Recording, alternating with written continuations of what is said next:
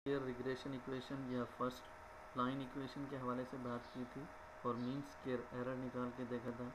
Equation को fit किया था। वाई इंटरसेप्ट यानी ए और बी यानी rate of change, unit cost, x variable जो कि टीवी एडवर्टीज़मेंट का डाटा था उसका रेट ऑफ चेंज हमने निकाल के देख लिया था। अब वो इक्वेशन फिट करके देख ली थी। ये इक्वेशन मेरे सामने यहाँ पे खुली हुई है। ये इक्वेशन हमने देख ली थी। आज के लेक्चर में हमने देखना है कि ज़रूरी नहीं कि हमारे पास हर इक्वेशन जो है एक ही वेरिएबल पर डिपेंड करती हो।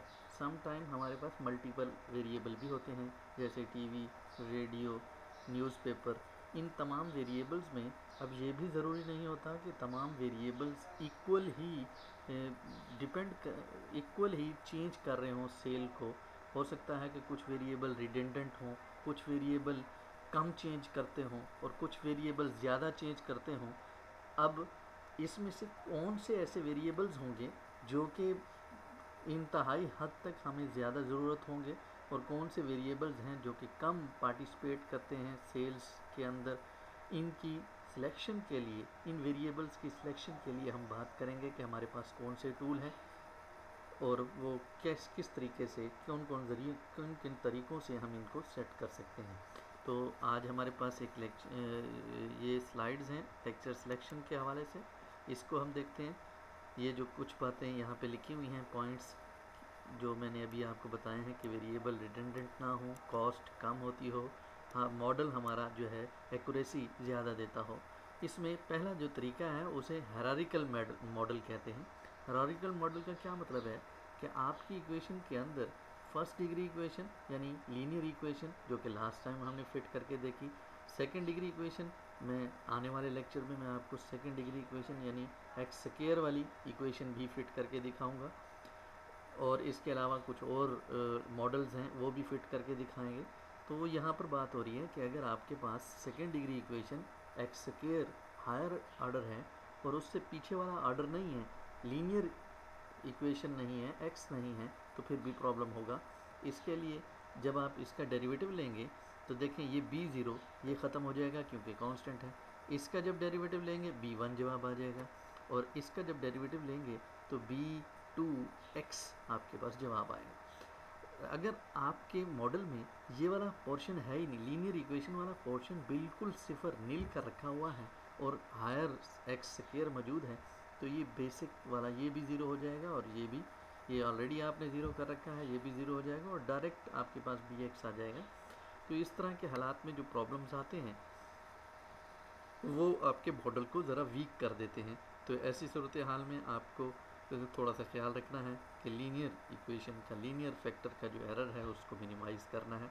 इसी तरीके से आपने एक लीनियर ही मॉडल है और इन लीनियर मॉडल में आपको जो वेरिएबल्स की सिलेक्शन करनी है वो दो तरीक़ों से है। एक बैकवर्ड एलिमिनेशन है और एक फॉरवर्ड एलिमिनेशन है। बैकवर्ड एलिमिनेशन में क्या होता है कि आप तमाम वेरिएबल्स को इकट्ठा रख लेते हैं। जो वेरिएबल्स आपने सोचे हुए हैं कि ये पार्टिसिपेट कर सकते हैं उन सबको इकट्ठे सेलेक्ट कर लेते हैं, फिर एक मॉडल परफॉर्म करते हैं। मॉडल परफॉर्म करने के बाद p की वैल्यू चेक करते हैं।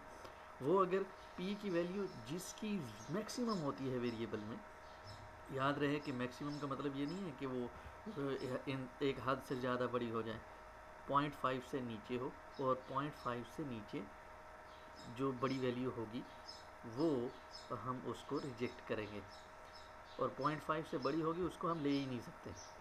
तो 0.5 से नीचे वाले वेरिएबल्स हम लेंगे और उनमें अगर जो एक वैल्यू है 0.0005 और एक वैल्यू है 0.0000, 3 दफ़ा ज़ीरो की बजाय एक दफ़ा 0.005 है, तो ऐसे वेरिएबल्स को मैं कॉल ले लूँ एक सेकेंड। नेक्स्ट हमारे पास फॉरवर्ड सिलेक्शन मेथड है। बैकवर्ड में हम क्या करते थे, सारे एक दफ़ा सेलेक्ट कर लेते थे, फिर जो वेरिएबल सही नहीं होता था हम उसे डिलीट करते चले जाते थे। अब फॉरवर्ड सिलेक्शन में ये है कि आपके पास कोई वेरिएबल नहीं है, आपने ये मॉडल टी टेस्ट अप्लाई करना है हर वेरिएबल के लिए अलग-अलग। और इसमें हमारे पास ये नॉर्मल डिस्ट्रीब्यूशन है, ये नॉर्मल डिस्ट्रीब्यूशन है 95% एरिया कॉन्फिडेंस लेवल पे हम देखते हैं, और 95% में 0.95 प्रोबेबिलिटी जो एरिया करेक्ट होने की है वो यहाँ पर है, वो ये वाला है, और 0.25 इस साइड पर है, 5 में से जो बाकी रह गया है, और 0.25 इस साइड पर है। और ये 0.5% का जब आप 100% लेंगे तो यहाँ पे 0.025 आएगा। ये क्रिटिकल सेक्शन है, ये वाला सेक्शन क्रिटिकल है और ये वाला सेक्शन क्रिटिकल है। इस एरिया में अगर कोई वैल्यू आ जाती है हम उसे रिजेक्ट कर देते हैं। तो यहाँ पर ये बात लिखी हुई है अल्फ़ा क्रिटिकल सेक्शन, इससे लेस देन होना चाहिए। तो वो लेस देन वाली वैल्यू ये है, ये इधर, यानी इस एरिया में होगा तो वो हमारा वेरिएबल ठीक होगा। ये कॉन्फिडेंस लेवल वाला है 95%, इस एरिया में होगा तो वो ठीक होगा, इस एरिया में नहीं है तो वो हम उसको रिजेक्ट कर देंगे। सिलेक्ट उसको करेंगे जो क्रिटिकल एरिया वैल्यू से कम होगा। तो इधर हमने क्या करना है, सबसे छोटी वैल्यू जो होगी 0.5 से छोटी 0.0000 जितनी भी छोटी होगी उतना बेस्ट वेरिएबल होगा, उसको हम पहले सेलेक्ट कर लेंगे, और जो उससे थोड़ी सी बड़ी वैल्यू आएगी उसको दूसरे नंबर पर 100 और तीसरे और चौथे इस तरह वेरिएबल को सिलेक्ट करेंगे। इसी तरीके से स्टेप वाइज रिग्रेशन एक और मॉडल है जिसमें हम दोनों को मिला लेते हैं कि बैकवर्ड भी फॉरवर्ड भी, इन दोनों को कंबाइन करके जो उस साइड से भी देख लेते हैं, इस साइड से भी देख लेते हैं, जो वेरिएबल बेस्ट दोनों में आ रहा होता है हम उसको सिलेक्ट कर लेते हैं। इसके लिए मैं आपको SPSS खोल के दिखा रहा हूँ। ये हमारे पास SPSS है, इसका मैं आपको, जिन लोगों ने इसको ऑलरेडी नहीं देखा हुआ, मैं समझा देता हूँ कि ये क्या है। एक सेकंड,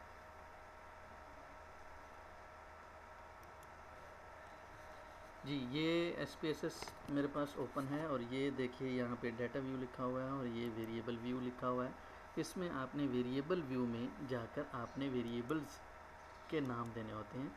ये देखिए यहाँ पर वेरिएबल का नाम, यहाँ पर मैंने नेम रखा हुआ है, टाइप स्ट्रिंग दी हुई है, विड्थ आप सेलेक्ट कर सकते हैं, लेबल में स्पेस होता है, यहाँ पे स्पेस नहीं होता।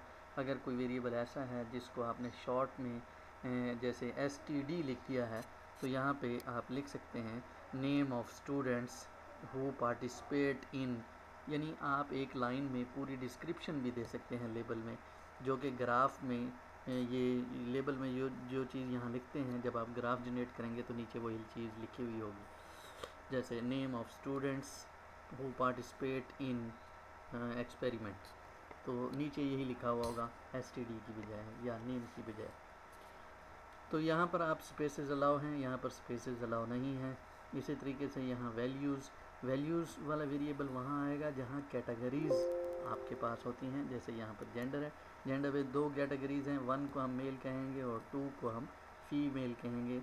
अगर आपने ये कैटेगरीज़ डालनी है, ये मैं उनके लिए बता रहा हूँ जिनको ऑलरेडी पता नहीं है कि ये स्पेसेस, जो मेरी पिछली क्लास है उसको तो पता है, जो न्यू बच्चे जिन्होंने ज्वाइन किया है उनको नहीं पता। यहाँ वैल्यूज़ के लिए आपने यहाँ 1 लिखना है, लेबल में आपने लिखना है मेल या फीमेल, जो भी आप सिलेक्ट करते हैं वो लिखेंगे। इसी तरीके से क्लासेस हैं BSc FSc मैट्रिकुलेशन, इस तरीके से हैं।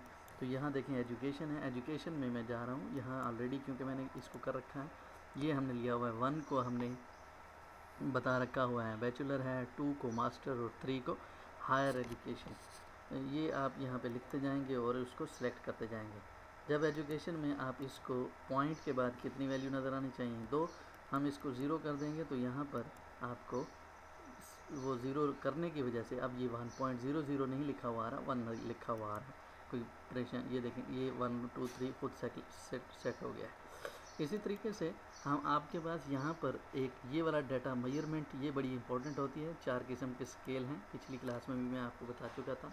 एक किस्म का स्केल यहाँ से ख़त्म कर दिया गया है, न्यूअर वर्जन में 16 वर्जन में वो पीछे 4 हैं।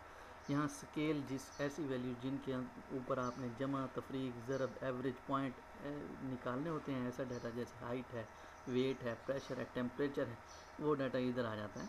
ऑर्डिनल डाटा जैसे मैट्रिक, FSc, BSc, ये ऑर्डर है, पहले मैट्रिक होती है, फिर BSc होती है, और फिर FSc फिर होती है, FSc के बाद BSc होती है। इस तरह का जो डाटा है ग्रेड हैं जिस तरीके से 1 grade, 2 grade, 3 grade, 4 grade, 12 grade, BPS scale वो ऑर्डिनल डाटा में आते हैं जहाँ पर तरतीब होती है। इसी तरीके से नॉमिनल डाटा वो हैं जो ग्रुप कैटेगरिकल डाटा है, जैसे मेल फीमेल, जिस तरीके से और डाटा आपके पास आ जाएंगे जिसका आपस में कोई ताल्लुक़ नहीं है, क्लासेस अलग-अलग बन जाती हैं, रेंगने वाले, ये उड़ने वाले, इसी तरीके से ग्रुप्स आप कोई और टीमें बना लेते हैं, टीम ए, टीम बी, टीम सी, टीम डी। एक्सपेरिमेंट 1 के लिए आप एक टीम लेते हैं, एक्सपेरिमेंट 2 के लिए दूसरी टीम लेते हैं, एक्सपेरिमेंट 3 के लिए तीसरी टीम लेते हैं, तो यहाँ पर वो इस कैटेगरीज के अंदर आएंगे। तो ये देखें, ये सारे वेरिएबल ग्रुप्स वाले हैं, और जो ग्रुप्स वाले वेरिएबल हैं वो यहाँ पर उनकी वैल्यूज़ भी दी हुई हैं। देखें 1 2 3 ग्रुप कौन सा होगा, मेल फीमेल का ग्रुप, एजुकेशन के लिहाज से ग्रुप क्लासेस बनी हुई हैं। इसी तरीके से यहाँ नेशनल मैरिटल स्टेटस यानी सिंगल है, शादीशुदा है, ये भी ग्रुप है। तो ये सारे वेरिएबल ग्रुप की फॉर्म में लिए हुए हैं। हमें इन 4 वेरिएबल्स की ज़रूरत है। EAONAO ये 4 वेरिएबल्स हैं। हमारा टारगेट ये नहीं है कि ये डाटा किस किस्म का है, इसको समझाना नहीं है, लेकिन मैं बता रहा हूँ कि इसकी जगह पर आपने टीवी रख लेना है। आपके पास ये वेरिएबल सारे नहीं होंगे, ना लीजिएगा। टीवी, रेडियो और यहाँ न्यूज़पेपर, वो 3 वेरिएबल्स वो फाइल में आपको दूंगा, वो यहाँ पे आपने वहाँ से कॉपी करके एक्सेल से यहाँ पे पेस्ट कर लेना है। जब पेस्ट करेंगे तो ये नॉमिनल डाटा नहीं, स्केल डाटा है। स्केल डाटा इसको सिलेक्ट कर लेंगे, क्लासेस इसकी कोई नहीं है ये, तो स्केल डाटा में आपके पास ये 3 वेरिएबल्स आ जाएंगे। इस वक्त मेरे पास यहाँ 4 हैं, 1 2 3 4, और ये 5 वेरिएबल्स मेरे पास आ रहे हैं। आपके पास 3 होंगे तो परेशान होने की ज़रूरत नहीं है।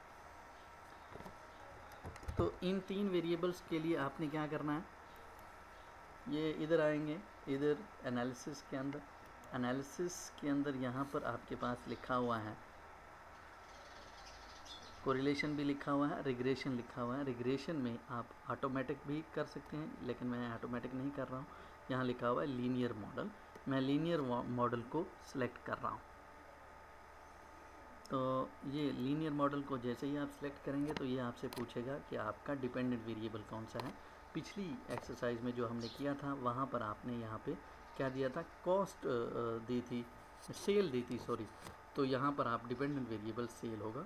इस डाटा के अंदर हमारे पास ये बच्चों की SGPA है, ये SGPA इधर आ जाएगा। और यहाँ पर आपने जो वेरिएबल देने हैं वो कौन से देने हैं, जो जिन टीवी है, रेडियो है, जो आप वेरिएबल समझते हैं कि बच्चों के, यहाँ पर क्योंकि बच्चों की एवरेज है तो हमने यहाँ पर कुछ 4-5 ये PhD की MPhil की स्टूडेंट हैं, उनका ये काम हो रहा है, तो मैं उसके लिए ये वीडियो भी साथ साथ बनती जा रही है। ये सारे वेरिएबल्स हमने इसमें सेलेक्ट कर लेने हैं। इसी तरीके से यहाँ आपको कुछ देने की ज़रूरत नहीं है, यहाँ केस लेबल्स देने की ज़रूरत नहीं है कि कौन कौन से हैं। अभी हम यहाँ पर क्या कर रहे हैं, ओके का बटन दबा रहे हैं। कुछ भी चेंज करने की ज़रूरत नहीं है, आप ओके का बटन दबाएंगे और इस तरीके से आपके पास एक रिपोर्ट जनरेट हो जाएगी।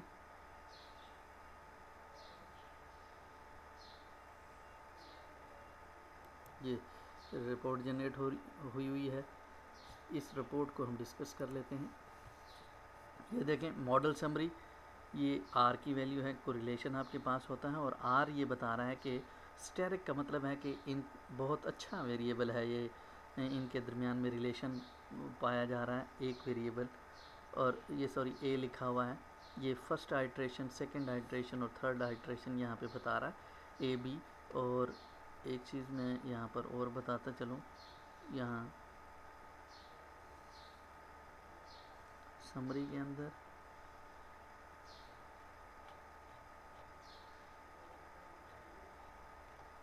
ये कुछ पहले मैंने एक्सपेरिमेंट परफॉर्म करके जो अभी हमने किया है वो ये है, मॉडल समरी ये दी हुई है, और ये R दिया हुआ, स्टैंडर्ड एरर दिया हुआ, R की वैल्यू दी हुई है। साथ ही ये भी बताया हुआ होता है कि हमने कौन सा मॉडल अप्लाई किया है। चले मैं दोबारा इसको देखता हूँ। तो पहले ये समझ लेते हैं, ये समरी आई हुई है, रिग्रेशन, रेजिडल, ये आपके पास सम ऑफ स्क्वायर, ये पिछले लेक्चर में हमने ये निकाले थे।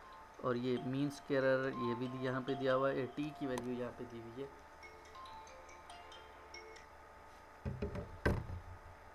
और ये कोएफिशिएंट दिए हुए हैं।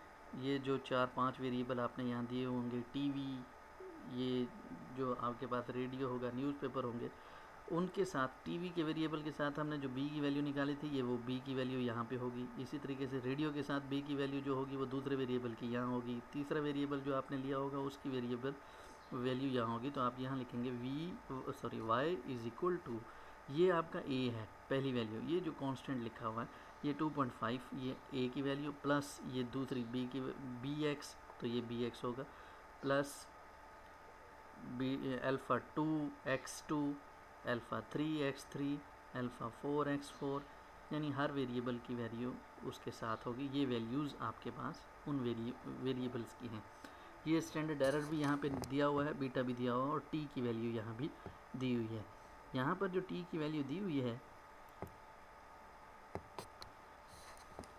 अब इन टी की वैल्यूज़ की बुनियाद पर हमने वेरिएबल्स को रिजेक्ट करना है।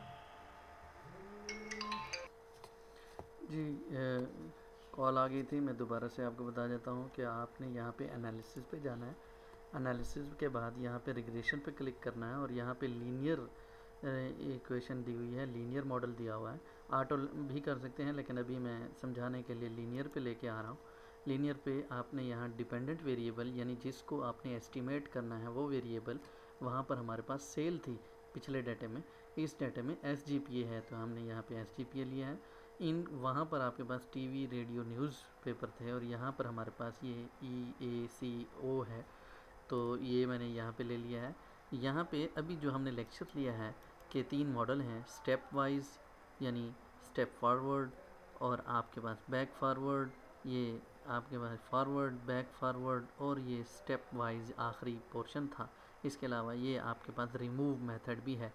आप इसमें से फॉरवर्ड मैसेज पे क्लिक करते हैं, स्टेप वाइज पे क्लिक करते हैं, जिसको भी आप करना चाहते हैं। बैकवर्ड पे आप क्लिक करते हैं, लेट से यहाँ स्टैटिस्टिक्स के अंदर आप कोई चीज़ वेरिएबल देखना चाहते हैं, आर स्क्वायर चेंज आप देखना चाहते हैं, इस पर क्लिक कर दें। बाकी किसी सेटिंग को ना ही छेड़ें तो बेहतर है। इसके अलावा यहाँ पे प्लॉट्स, ये सॉरी, इसके अंदर एक चीज़ और है, प्लॉट्स के ऑप्शंस के अंदर है शायद, ऑप्शन के अंदर ये 95% कॉन्फिडेंस इंटरवल है। सम टाइम आपको ये 90% करना पड़ जाता है, तो यहाँ पे 95 होगा तो यहाँ 0.05 लिखेंगे, और अगर ये आपके पास 90 है तो यहाँ 0.05 की बजाय 2 से ज़रब दे देंगे, इसको 0.10 आ जाएगा। तो यहाँ लिखेंगे कंटिन्यू, और ये इसको ओके करेंगे, और जैसे ही आप ओके करेंगे तो यहाँ पे आपके पास ये वेरिएबल्स आ जाएंगे। ये देखें, ये OA जो भी आपने वेरिएबल्स दिए हैं वो आ जाएंगे। और इसके बाद मॉडल समरी यहाँ पे आपको दी हुई है, वो बताया हुआ है कि आपने फॉरवर्ड यूज़ किया था या कौन सा, आर भी दिया हुआ है, आर स्क्वायर भी दिया हुआ है, तो ये थोड़ा सा एडजस्टेड होता है, और ये बगैर एडजस्टेड के होता है। यहाँ पर आपके पास टी की वैल्यूज़ दी हुई होंगी या ए की वैल्यूज़ दी हुई होंगी। ये देखिए यहाँ पे दी हुई है, ये आपके पास पहला वेरिएबल, पहला आइट्रेशन चली, उसने एक वेरिएबल को सिलेक्ट किया हुआ है, रिग्रेशन, और यहाँ पे आपके पास रेजिडल्स आया हुआ है और टोटल आया हुआ है। ये F टेस्ट उसने अप्लाई किया हुआ है इसके ऊपर, और फिर ये आपके पास चारों पाँचों 1 2 3 4 5, यहाँ आप देख रहे हैं 5 हैं, और यहाँ 1 2 3 4 4 है, फिर आपके पास 3 है, और फिर आपके पास 2 है, और ये फिर आपके पास एक वेरिएबल आके बचा है। तो इसमें उसने सिलेक्शन कैसे की है, यहाँ से मैं आपको समझा देता हूँ। ये देखिए, इसमें ये जो टी की वैल्यू है, टी की वैल्यू है, सबसे बड़ी टी की वैल्यू आपको जो नज़र आ रही है वो कौन सी है, सिग्निफिकेंट में आप देख लें, पॉइंट ये 895, ये 0.1 0.0 0.6, तो 0.895 ये सबसे बड़ी वैल्यू है, इस टी की वैल्यू है। तो ये कौन सी है, ओ की है। तो नेक्स्ट आप देख रहे हैं कि इसमें ओ मौजूद नहीं है, NCAE मौजूद है, और ओ मौजूद नहीं है। जब इधर उसने दूसरी दफ़ा अप्लाई किया तो यहाँ पर देखें सबसे बड़ी जो वैल्यू आएगी वो 0.6 है। अब दूसरे नंबर पे इसको रिमूव कर देगा, यानी ए मौजूद नहीं होगा। तीसरे नंबर पे ये देखिए यहाँ पे ए मौजूद नहीं है। इसी तरीके से जब इस पर अप्लाई किया तो इसमें आप देख रहे हैं कि सबसे जो बड़ी वैल्यू है वो 0.1, 0.0, 0.1 और ये 0.123 है और ये 0.179 है। तो वेरिएबल ई, ये वाला वेरिएबल आपके पास बड़ा है, ई एवरेज। तो नेक्स्ट आप देखेंगे कि ई एवरेज मौजूद नहीं होगा। ये मैं इसको नीचे करता हूँ, ये देखें ई मौजूद नहीं है। फिर आपके पास ये दो वेरिएबल रह गए हैं, सी और एन। इसमें से सबसे वेरिएबल जो बड़ी वैल्यू है वो 0.21 है। तो ये वेरिएबल हमारे पास ख़राब है, इसको काट देंगे तो सी आपके पास रह जाएगा। ये मॉडल उसने बता दिया, ए वाला है यहाँ पे, ये आपके पास जो बना है। इसी तरीके से एक्सक्लूडेड वेरिएबल्स निकालने के बाद उसने इसको दोबारा ऐड भी किया है। तो सबसे पहले जो वेरिएबल उसने निकाला था उस डाला है सी है, फिर उसके बाद ए निकाला था तो वो डाल दिया है। इसी तरीके से आपके पास ई वेरिएबल डाला और फिर आपके पास ये 4 वेरिएबल्स आए हैं। इससे लाइन की इक्वेशन आप बनाना चाहते हैं तो इस मॉडल से। अब लाइन कैसे बनेगी यहाँ पे आप लिखेंगे वो जिस तरीके से हमने पिछले लेक्चर में लाइन बनाई थी, उसमें ये मॉडल है y = ये CGP है। आपके केस में जो आपको मैं डाटा दूंगा वो यहाँ सेल होगा, y = सेल होगी। और जो कांस्टेंट पहले आपके पास a + bx + c x2 ये x1 है प्लस d x3, आपके पास ये 3 वेरिएबल होंगे। लेट्स से कि हम पहले ए, हमारे पास जो ए की वैल्यू होगी वो रिग्रेशन मॉडल में आपके पास यहाँ कांस्टेंट की वैल्यू होगी जो कि ऊपर नज़र आ रही है। ये तो इसने वेरिएबल सिलेक्शन के हवाले से बात की है। इसने टॉप में आपके पास जो वैल्यू दी है वो standard error, R square, F change ये निकाली हैं। इससे ऊपर उसने सिर्फ इक्वेशन फिट अगर आपने करनी है तो मैं एक और तरीका बता देता हूँ, एनालिसिस में जाके रिग्रेशन में जाके आपने लीनियर, और यहाँ पर कोई मेथड सेलेक्ट नहीं करना है। यहाँ पे बैकवर्ड लिखा हुआ है, यहाँ आपने एंटर लिखना है। तो एंटर का बटन क्लिक करेंगे तो ये आपके पास ये चारों वेरिएबल इसके साथ आ जाएंगे। ये जो वैल्यू है ये ये जो वैल्यू है ये यहाँ पे वैल्यू आएगी। और ये जो दूसरी वैल्यू है ई एवरेज, यहाँ पे आप देख लेंगे कि वो टीवी लिखा हुआ है या रेडियो लिखा हुआ है या जो भी आपने वेरिएबल लिखा हुआ है। टीवी लिखा हुआ है तो टीवी यहाँ आपने x1 टीवी को कहा हुआ है तो टीवी के साथ ये लिखेंगे। x2 वेरिएबल आपने लेट से रेडियो को रखा हुआ है तो रेडियो के साथ ये सी, इसको पहला वेरिएबल, इसको दूसरा वेरिएबल, इसको तीसरा वेरिएबल, जो भी आपने उसको सेलेक्ट किया हुआ। तो पहला वेरिएबल यहाँ पे 0.089 ये बी की वैल्यू होगी, और दूसरा वेरिएबल आपने ये रखा हुआ है तो ये 0.029 इस सी की वैल्यू होगी। यानी जो वेरिएबल होगा, टीवी का है तो टीवी के साथ वाली वैल्यू यहाँ से नज़र आ जाएगी, रेडियो का है रेडियो के साथ वाली वैल्यू जो ये है वो यहाँ पे आ जाएगी। इसी तरीके से आपके पास न्यूज़पेपर है तो न्यूज़पेपर के साथ वाली जो वैल्यू है वो यहाँ पर आपको शो हो रही होगी, ये आपने यहाँ पे मॉडल में लिख लेनी है। तो ये आपकी फिटेड इक्वेशन यूँ बन जाएगी। तो मेरे ख्याल में आपको ये बात समझ आ गई है। अगर आपको कोई बात समझ नहीं आई तो कमेंट्स में जाकर आपने मुझे लिखना है कि ये बात हमें पॉइंट समझ नहीं आया, इसको क्लियर कर दें। तो मैं नेक्स्ट वीडियो जब बनाऊँगा तो उसमें उन बातों को भी सामने रखूँगा। जब मेरे पास कुछ कमेंट्स नहीं आते तो मैं ये समझता हूँ कि आपको सारी बातें समझ आ गई हैं और मेरे लेक्चर में कोई गलती नहीं थी, कोई ऐसा पॉइंट नहीं था जो आपको समझ नहीं आया। जब आप कमेंट्स करके मुझे बताएंगे तो मुझे पता चलेगा कि ये चीज़ जो है मैं डिलीवर सही नहीं कर पाया हूँ। अगर कुछ नहीं बताएंगे तो मैं तो यही समझूंगा कि मैं 100% ठीक था। तो साफ ज़रा आप मेरे सामने नहीं हैं तो मुझे आपके एक्सप्रेशंस का पता नहीं चल रहा। आपने अपने एक्सप्रेशन, व्यूज़ और कमेंट्स के ज़रिए मुझे देने हैं। तो मेरे चैनल को सब्सक्राइब भी कर लीजिएगा। Thank you very much.